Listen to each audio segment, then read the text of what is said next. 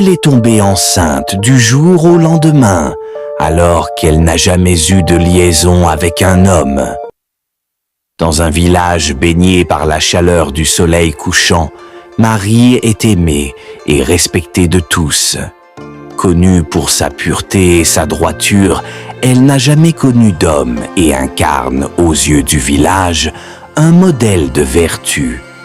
À chacun de ses passages, elle salue les habitants, qui ne tardent pas de la saluer en retour.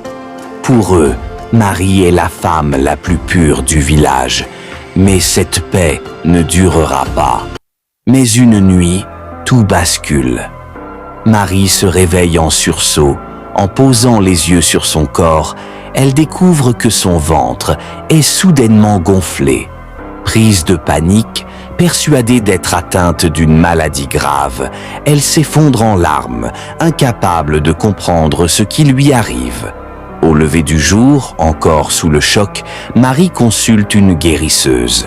Puis la sentence tombe. Marie n'est pas malade. Marie est enceinte. Une nouvelle inimaginable, impossible. Elle n'a jamais eu de liaison, jamais. Anéantie, Marie quitte la case. Elle marche seule au milieu du village, sous le soleil couchant. Ses pas sont lents, son regard vide. Dans sa tête, une seule question revient sans cesse. Comment est-ce possible? Mais autour d'elle, les regards ont changé. Les murmures commencent. L'admiration disparaît. Le jugement prend sa place. Les villageois la regardent avec mépris en se disant « Elle cachait bien son jeu ». Refusant cette vérité injuste, Marie s'aventure de nuit dans la forêt pour consulter la grande voyante. Elle lui révèle une vérité ancestrale. Tous les 50 ans, une entité à deux facettes, à la fois pure et maléfique, se réincarne en jumeaux.